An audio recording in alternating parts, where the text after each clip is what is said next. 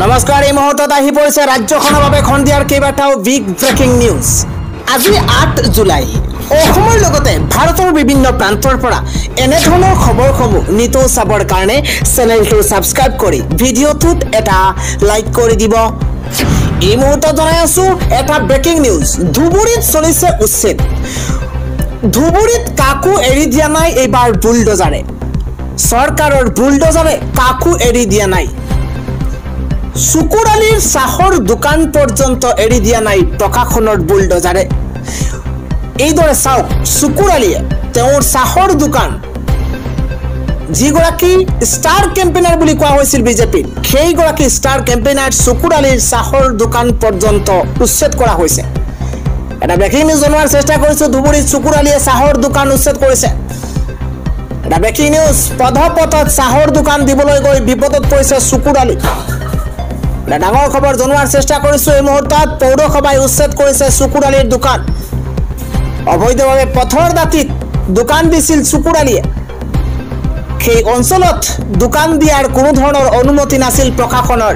প্ৰশাসন উপস্থিত হোৱাৰ লগে লগেই চুকুৰে নিজে আঁতৰাই দিছে নিজৰ চাহৰ দোকান। বিগত সময়ত চাহৰ দোকান দি ব্যাপক চৰ্চা লাভ কৰিছিল চুকুৰালীয়ে, আৰু অৱশেষত বেয়া দিন আহিছে চুকুৰালীৰ বাবে। চাহৰ দোকান পৰ্যন্ত আঁতৰাই নিব লগা হৈছে ষ্টাৰ কেম্পেইনাৰ চুকুৰালী। পৰৱৰ্তী খবৰটো হৈছে নমাজ আদায় কৰাৰ কেইটামান মুহূৰ্তৰ পূৰ্বেই এইদৰে চকুৰ সন্মুখতে ভাঙি পেলোৱা হৈছে এইখন মছজিদ। নামাজ আদায় কৰাৰ আগতে ভাঙি পেলোৱা হৈছে মছজিদখন, আৰু এইদৰেই উচ্ছেদিত হৈ কান্দোনত ভাগি পৰিছে। এটা বিগ ব্ৰেকিং ডাঙৰ খবৰ জনোৱাৰ চেষ্টা কৰিছো। নামাজ আদায় কৰাৰ আগতে ভাঙি পেলোৱা হৈছে সপোনৰ মছজিদখন। কেমেৰাত বন্দী হৈছে সেই উচ্ছেদৰ সেই দৃশ্য। বিলাসীপাৰাত ভাঙি পেলোৱা হ'ল ঐতিহাসিক মছজিদ। মাটিৰ লগত মিহলি কৰি দিয়া হৈছে এই মছজিদখন, আৰু ছেকেণ্ডত বুলডোজাৰেৰে ভাঙি পেলোৱা হৈছে মছজিদখন। উচ্ছেদৰ মাজতে হাজাৰ হাজাৰ মুছলমানৰ কান্দোন। বুলডোজাৰৰ পৰা বাচিব পৰা নাই, বাচি নগল ঐতিহাসিক সেই মছজিদখন। বিলাসীপাৰাৰ সৰ্ববৃহৎ উচ্ছেদ অভিযানৰ মাজতে বুলডোজাৰৰ কোব পৰিছে মছজিদত। পৰৱৰ্তী খবৰটো হৈছে ধুবুৰীৰ চাপৰত উপস্থিত হৈ অখিল গগৈয়ে মন্তব্য কৰিছে যে বেআইনীভাৱে উচ্ছেদ চলাইছে চৰকাৰে। সংখ্যালঘুৰ ওপৰত দাদাগিৰি চলাইছে চৰকাৰে। মুখ্যমন্ত্ৰীক স্পষ্টকৈ কৈছো 500 বিঘা মাটি দিব লাগে। ধুবুৰীৰ চাপৰত উপস্থিত হৈ এই ঘোষণা কৰিছে বিধায়ক অখিল গগৈয়ে। পৰৱৰ্তী খবৰটো হৈছে অখিল গগৈৰ বেয়া দিন আহিছে। এইবাৰ চাপৰতেই আধা বাটতে আৰক্ষীয়ে আটক কৰিছে বিধায়ক অখিল গগৈ। এই মুহূৰ্তত জনাই আছো ব্ৰেকিং নিউজ। বিলাসীপাৰাৰ উচ্ছেদস্থলীৰ পৰা আটক কৰা হৈছে বিধায়ক অখিল গগৈ। ডাঙৰ খবৰ এই মুহূৰ্তত জনোৱাৰ চেষ্টা কৰিছো। উচ্ছেদস্থলীৰ পৰা চাপৰ থানালৈ লৈ যোৱা হৈছে বিধায়ক অখিল গগৈক। এটা বিগ ব্ৰেকিং। থানালৈ লৈ যোৱা হৈছে অখিল গগৈক। বিলাসীপাৰাৰ উচ্ছেদিতৰ খবৰ ল'বলৈ গৈছিল বিধায়কগৰাকী। SSP লীনা দলেৰ উপস্থিতিত আৰক্ষীয়ে আটক কৰিছে অখিল গগৈক। বিলাসীপাৰাৰ শ শ উচ্ছেদিতৰ মাজলৈ গৈছিল বিধায়কগৰাকী, আৰু উচ্ছেদিতৰ হকে ডিচিক অভিযোগো দিছিল বিধায়ক অখিল গগৈয়ে। বিলাসীপাৰাৰ উচ্ছেদস্থলীৰ পৰা আটক কৰা হৈছে বিধায়ক অখিল গগৈক। পৰৱৰ্তী খবৰটো হৈছে গুণগুণ প্ৰসংগক লৈ। গুণগুণ চেতিয়াৰ প্ৰসংগক লৈ মুখ্যমন্ত্ৰী হিমন্ত বিশ্ব শৰ্মাই কেতবোৰ ডাঙৰ মন্তব্য কৰিছে। মুখ্যমন্ত্ৰী হিমন্ত বিশ্ব শৰ্মাই কৈছে বাংলাদেশীক খেদিবলৈ মানুহে জীৱন দিছিল, গুণগুণে কটীয়া কেইডাল দি দিলে একো নহয়। এটা বিগ ব্ৰেকিং ডাঙৰ খবৰ জনোৱাৰ চেষ্টা কৰিছো। বাংলাদেশীক খেদিবলৈ মানুহে জীৱন পৰ্যন্ত দিছিল, কিন্তু গুণগুণে কটীয়া কেইডাল দি দিলে একো নহয়। কোনো গুণগুণ চেতিয়াৰ ঘৰত আমি উচ্ছেদ চলোৱাই নাই। উচ্ছেদ চলিছে আৰু চলিবই। কটীয়া গ'ল, কঠীয়াখিনি আকৌ লগাই দিলেই হ'লহেঁতেন। গুণগুণৰ জৰিয়তে বাংলাদেশীক ৰক্ষণাবেক্ষণ দিয়াৰ চেষ্টা কৰিছে। বাংলাদেশীক উচ্ছেদ চলোৱা হ'বই, বাংলাদেশীক উচ্ছেদ চলোৱা হ'বই। কোনেও বিজেপিক ৰখাব নোৱাৰে। কাইলৈ চাপৰত উচ্ছেদ কৰিব, পৰহিলৈ গোৱালপাৰাত উচ্ছেদ কৰিব, মুঠৰ ওপৰত উচ্ছেদ চলিবই। বাংলাদেশী উচ্ছেদ হ'বই। এটা ৰিল বনাই দিলেই হ'ব নেকি? এনেকৈ জাতিটো বাচিব নেকি? এইদৰে মন্তব্য কৰিছে মুখ্যমন্ত্ৰী হিমন্ত বিশ্ব শৰ্মাই। উচ্ছেদিতক বাংলাদেশী আখ্যা দি ডাঙৰ মন্তব্য কৰিছে ৰাজ্যৰ মুখ্যমন্ত্ৰী হিমন্ত বিশ্ব শৰ্মাই। আন এটা খবৰ, উচ্ছেদিত আৰু আৰক্ষীৰ মাজত তীব্ৰ হতাহতি। উচ্ছেদিতই ভাঙিছে প্ৰশাসনৰ বুলডোজাৰ। বিলাসীপাৰাত এক উত্তপ্ত পৰিস্থিতিৰ সূচনা হৈছে। বিগ ব্ৰেকিং ডাঙৰ খবৰ জনোৱাৰ চেষ্টা কৰিছো। বিলাসীপাৰাৰ উচ্ছেদস্থলীত এক উত্তপ্ত পৰিস্থিতিৰ সূচনা হৈছে। যিটো সময়ত ৰাজ্যৰ ভিন্ন প্ৰান্তত চৰকাৰে প্ৰশাসনৰ বুলডোজাৰ চলাইছে।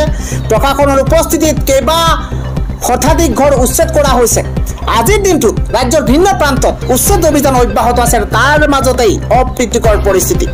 প্ৰশাসনৰ বুলডোজাৰক কেৰেপ কৰা নাই জনতাই। এইবাৰ উচ্ছেদিতই সংঘত উগ্ৰমূৰ্তি ধাৰণ কৰি প্ৰশাসনৰ বুলডোজাৰ পৰ্যন্ত ভাঙি পেলাবলৈ উদ্যত হৈছে।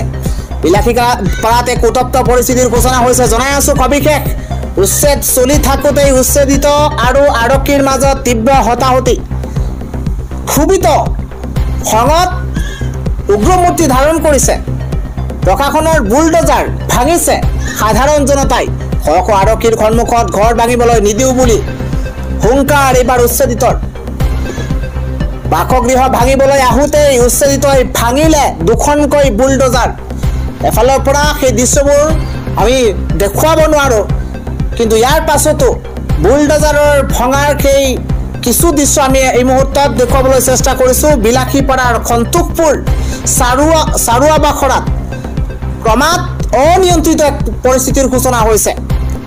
হাতত অস্ত্ৰ লৈ জোং লৈ ওলাই আহিছে উচ্ছেদিত জনতা। আৰু উচ্ছেদিতৰ ৰুদ্ৰৰূপ ঢেকি প্ৰশাসনে বন্ধ কৰিবলৈ বাধ্য হৈছে উচ্ছেদ। এফালৰ পৰা বন্ধ কৰি দিছে উচ্ছেদ। আৰু এইদৰে উচ্ছেদস্থলীত এক অভাৱনীয় পৰিস্থিতিৰ সূচনা হৈছে। আন এটা খবৰ হৈছে উচ্ছেদিতক 500 বিঘা ভূমি দিবই লাগিব। মুখ্যমন্ত্ৰীক এবাৰ স্পষ্টকৈ কৈছে। মুখ্যমন্ত্ৰীগৰাকীক মই স্পষ্টকৈ কৈ দিছোঁ, উচ্ছেদিতক 500 বিঘা ভূমি দিবই লাগিব। 60 বছৰ ধৰি এইসকল লোক ইয়াতেই আছে। আমাক এনেকৈ উচ্ছেদ নকৰিব, আমি চৰকাৰক মাটি নিজেই দিম। আমাক এনেকৈ উচ্ছেদ নকৰিব, আমি চৰকাৰক মাটি নিজেই দিম। সংখ্যালঘুৰ ওপৰত দাদাগিৰি চলাইছে বিজেপি চৰকাৰে। আইন নমনাকৈ বাছি বাছি সংখ্যালঘুৰ ওপৰত উচ্ছেদ চলোৱা হৈছে। মুখ্যমন্ত্ৰীক স্পষ্টকৈ কৈ দিছোঁ, 500 বিঘা ভূমি দিবই লাগিব। এইদৰে উচ্ছেদিতৰ প্ৰতিজনে 1.5 কটাকৈ চৰকাৰী ভূমি পাব লাগিব, যাতে একে ঠাইতে সকলো উচ্ছেদিত থাকিব পাৰে। ধুবুৰীৰ চাপৰত উপস্থিত হৈ শিৱসাগৰ বিধায়ক অখিল গগৈয়ে হিমন্ত বিশ্ব শৰ্মা চৰকাৰক টাৰ্গেট কৰি এইদৰে মন্তব্য কৰা পৰিলক্ষিত হৈছে। আন এটা খবৰ হৈছে চাকৰিৰ ক্ষেত্ৰত থলুৱা মহিলাসকলে লাভ কৰিব 35% সংৰক্ষণ ঘোষণা কৰিছে এইবাৰ বিহাৰ চৰকাৰে। মঙলবাৰে বিহাৰ চৰকাৰে ৰাজ্যখনৰ থলুৱা মহিলাসকলৰ বাবে 35% সংৰক্ষণৰ কথা ঘোষণা কৰিছে।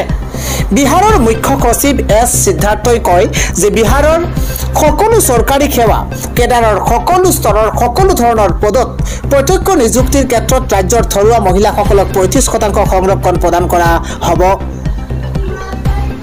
ইয়াৰ সমান্তৰালকৈ বিহাৰ চৰকাৰে বিহাৰ যুৱ আয়োগ গঠনৰ কথা ঘোষণা কৰিছে। মুখ্য সচিবগৰাকীয়ে কয় যে বিহাৰ যুৱ আয়োগৰ এজন অধ্যক্ষ, 2জন উপাধ্যক্ষ আৰু 7 গৰাকী সদস্য থাকিব, যাৰ বয়সৰ সৰ্বোচ্চ সীমা হ'ব 45 বছৰ। আন এটা ডাঙৰ খবৰ, কাইলৈ ভাৰত বন্ধ। কৰ্মবিৰতিৰ কেইবাটাও খণ্ডৰ 25 কোটি কৰ্মচাৰী স্তব্ধ হৈ পৰিব পাৰে পৰিষেৱা। কাইলৈ 9 জুলাই সমগ্ৰ দেশতেই সাধাৰণ ধৰ্মঘটৰ আহ্বান দিয়া হৈছে। বেংক, বীমা, ডাক সেৱা, কয়লা খনি, পৰিবহণকে ধৰি বহুকেইটা খণ্ডৰ 25 কোটিৰো অধিক কৰ্মীয়ে এই ধৰ্মঘটত অংশগ্ৰহণ কৰিবলৈ গৈ আছে। কেৱল চহৰ অঞ্চলতে সীমাবদ্ধ নহয়, এই আন্দোলনৰ ঢৌৱে ভাৰতৰ গ্ৰাম্য অঞ্চলকো স্পৰ্শ কৰিছে। কাৰণ শ্ৰমিক সংগঠনসমূহৰ লগতে কৃষক সংগঠন আৰু কৃষি শ্ৰমিক মৰ্চায়ো বন্ধক সমৰ্থন জনাইছে। দেশৰ 10টা কেন্দ্ৰীয় ট্ৰেড ইউনিয়নৰ যৌথ মঞ্চই ধৰ্মঘটৰ আহ্বান জনাইছে। তেওঁলোকৰ অভিযোগ যে কেন্দ্ৰৰ শ্ৰম নীতি সম্পূৰ্ণৰূপে কৰ্পোৰেটমুখী, যিটো শ্ৰমিক, কৃষক আৰু দেশৰ সাৰ্বভৌম স্বাৰ্থৰ বিৰোধী। বিগত কেইমাহমানৰ পৰা সংগঠনটোৱে এই নীতিৰ বিৰুদ্ধে নিৰন্তৰ প্ৰস্তুতি চলাই আহিছে, যাৰ ফলত এইবাৰ বৃহৎ বন্ধৰ আহ্বান দিয়া হৈছে।